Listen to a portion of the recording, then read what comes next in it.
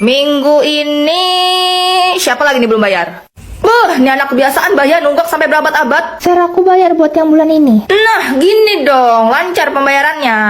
Oke, sekarang waktunya berburu para manusia penunggak uang kas. Nah, mau kemana kau? Kau nih bayar uang kas susah betul bah. Gila beli batagor di depan 20.000 sehari bisa. Cepat. Kalau enggak aku taruh betul bah sampai lulus kau nih.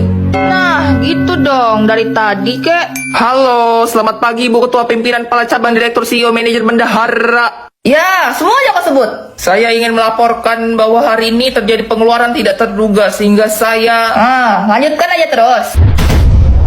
Kau nih udah nunggak 6 bulan kau ya. Capek aku nagihin kau aja tiap bulan. Syukur-syukur gak kedatangan rumahmu ya. Kalau gitu gimana kalau giveaway uang kas aja? Bagus, sini. Ginjalmu yang aku giveaway-kan. Gimana?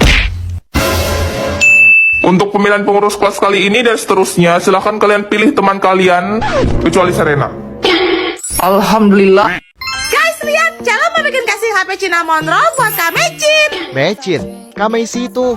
Yes, follower Kak Messi action. Let's go. Kita siapin dulu bahan-bahannya. Ada casing, krim art deco, clay, sama pinset. Pertama warna biru dulu. Terus Celo kombinasiin sama warna putih supaya mirip sama cinnamon roll. Kan warnanya biru sama putih, ya nggak guys? Pokoknya kita selang-selingin aja krimnya. Tuh, kenapa ya tiap kali Celo bikin tuh rasanya pengen Celo makan. Soalnya bener-bener mirip sama krim kue sih. Rasanya manis nggak ya? Celo, dibilang jangan dimakan, nggak boleh ya. Iya, Koko. Oke deh, sekarang Celo mau hias bagian kameranya. Lanjut isi bagian pinggiran yang kosong. Susun kuenya deh, kasih cupcake, donat, sama yang unyu-unyu gemoy juga. Sekarang Celo mau hias bagian kameranya. Pakai pinset satu-satu biar rapi. Terakhir tabur sprinkle deh. Ini dia hasilnya guys. Kira-kira Kak Messi suka nggak ya? Tada! Lucu nggak? Next bikin buat siapa lagi ya guys? Komen. Semoga Kak Messi suka ya kasih cinnamon roll-nya. Seperti biasa, tiap malam Jumat gue bakal ngundang tamu ke studio buat ceritain kisah misteri dari seluruh dunia. Selamat malam, Celo. Malam, Ceh. Silahkan. Cece tahu nggak? Kita bisa pergi ke dunia lain, naik lift loh. Hah? Gimana caranya tuh? Pastiin gedungnya minimal 10 lantai, dan kamu harus sendirian di dalam lift. Lakukan ini di antara jam 2 sampai jam 4 pagi. Pertama pencet lantai 4. Kalau udah sampai dan pintunya kebuka, jangan turun. Biarin nanti nutup sendiri. Lanjut ke lantai 2. Habis itu ke lantai 6, lalu turun lagi ke lantai 2. Terus, di tahap ini biasanya mulai ada gangguan, kayak suara-suara aneh gitu, Ceh. Abaikan aja. Merinding. Lanjut ke lantai 10. Pokoknya, selama ritual ini berlangsung, jangan keluar dari lift ya. Habis itu turun ke lantai 5. Di sini, bakal ada cewek yang masuk. Tapi inget, jangan interaksi apapun sama dia, karena dia itu bukan manusia. Matang! Terakhir, pencet tombol lantai 1. Apabila ini berhasil, maka lift akan otomatis naik ke lantai 10 tanpa kita pencet tombol apapun. Serius? Saat pintu liftnya terbuka, silahkan keluar karena sudah sampai di tujuan Anda, di mana Anda sudah bukan berada di dunia manusia lagi. Gimana? Ada yang berani coba nggak guys? Tapi resiko ditanggung sendiri ya. Pelajaran kita sudah selesai, kalian boleh pulang. Maunya juga gitu, tapi di luar hujan, Bu. Takut amat, kayak bisa berubah jadi mermaid aja kalau kena air. Iya dong, jadi Ariel biar bisa dekat sama pangeran ganteng. Kamu tahu nggak, kisah asli Ariel tidak seindah dongengnya. Masa sih, Bu? The Little Mermaid diangkat dari novel karangan Hans Christian Andersen pada tahun 1836. Dalam versi aslinya, Ariel bernama Putri Marina. Diceritakan Putri Marina menyelamatkan seorang pangeran yang kapalnya karam oleh badai. Iya. Dia jatuh cinta pada pangeran yang tampan dan ingin hidup di darat. Jadi dia pergi ke penyihir laut untuk membuat kesepakatan. Marina pun menukarkan suaranya dengan kaki. Lalu penyihir memberi syarat. Apabila dalam waktu 3 hari Marina tidak dapat membuat pangeran menciumnya dengan tulus, maka ia akan hilang, berubah menjadi gelembung di lautan. Terus? Setelah itu, Marina memang mempunyai kaki. Tapi ketika ia berjalan, telapaknya terasa sangat sakit, seperti disayat hingga berdarah. Ia juga dibekali pisau belati, yang ia sembunyikan baik-baik di balik rambutnya. Buat apa? Kalau ada yang mengetahui identitasnya, demi keamanan bangsa lautan, dia harus melenyapkan orang itu. Tapi selama di daratan, Marina tidak dapat berbicara. Pangeran pun salah sangka kalau yang menyelamatkan nyawanya adalah putri dari kerajaan seberang dan memutuskan untuk menikah dengan putri tersebut. Sedih banget. Akhirnya, waktu Marina pun habis. Marina yang patah hati mengambil belati, lalu mengakhiri hidupnya sendiri. Kemudian berubah menjadi gelembung di lautan. Mirisnya, sang pangeran baru mengetahui semua kebenaran tentang Marina setelah Marina pergi untuk selama-lamanya. Ternyata gelap banget. Males banget deh, malam minggu tuh biasanya Mimi nongkrong di warung kopi sama cowok-cowok, malah kerja kelompok bareng cewek-cewek. Hah, kalau bukan karena anggota kelompoknya dipilih sama bu guru, gue juga ogah. Kalian mau dengar cerita terowongan Casablanca? Boleh, apa cuma Mimi ya satu-satunya cewek yang suka cerita horor? Ya nggak heran sih, lo kan siluman ubur-ubur, sebangsa lah sama setan. Enak aja. Terowongan Casablanca dibangun pada tahun 1991 dan selesai pada tahun 1993. Terowongan ini dibangun di atas lahan kuburan TPU Menteng Pulo. Hah?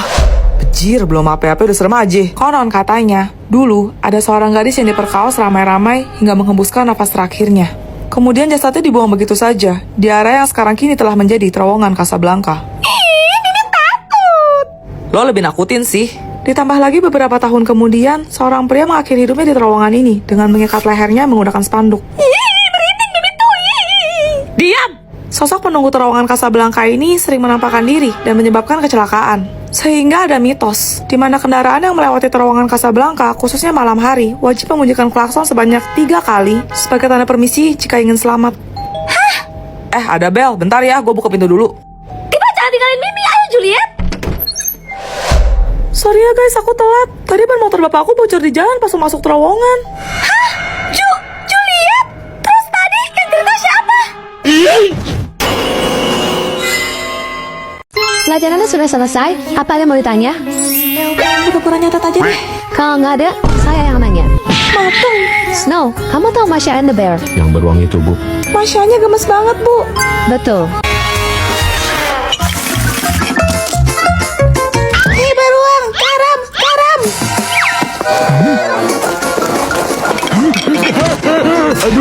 Tapi kalian tahu nggak, di balik kelucuan kartun itu, terdapat cerita tragis di belakangnya.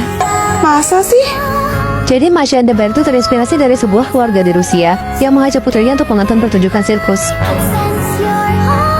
Terus, Tapi anak kecil itu lepas dari penglihatan orang tuanya dan masuk ke dalam kandang beruang yang sedang kelaparan.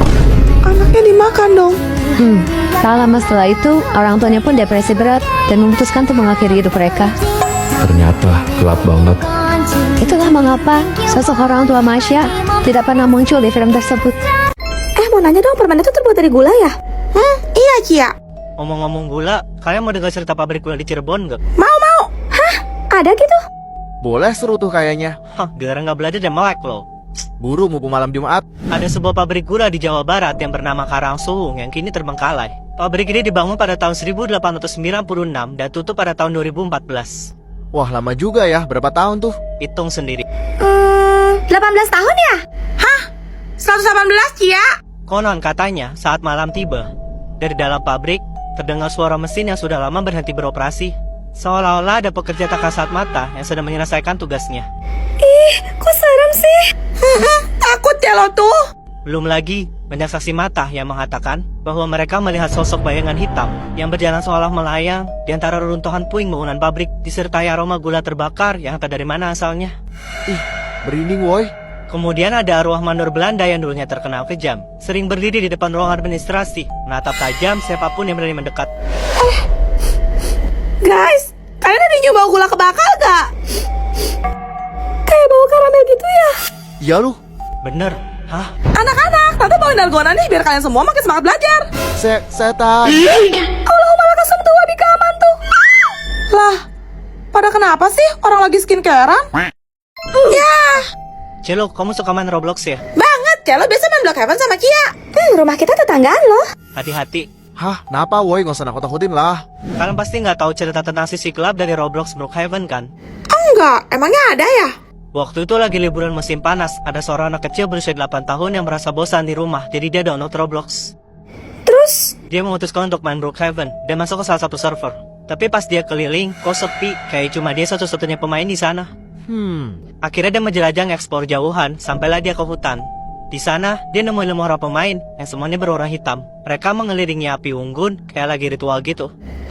Disamperinlah sama dia, buat nyapa ngajak main, tapi dia malah diusir. Mereka bilang, Waduh. anak itu bercanda, kalian lagi cosplay penyihir ya? Tapi tiba-tiba koneksinya terputus dan dia langsung keluar dari game. Kok bisa? Anak itu juga mendadak mendapat pesan pop-up dari iPad-nya yang berbunyi, Salam Saat dia mencari tahu, salah seorang di forum bilang kalau itu adalah sekte berbahaya. Dia disuruh meninggalkan iPad-nya dan segera pergi dari rumah itu sekarang juga kalau ia ingin selamat. Patong. Anak itu pun ke rumah neneknya. Besoknya, ia mendapatkan kabar bahwa ayah dan ibunya sedang berada di kantor polisi. Karena mereka menyaksikan ada seorang anak berusia 8 tahun yang sedang diculik oleh sekelompok orang berpakaian hitam di sekitar area rumah mereka. Apa?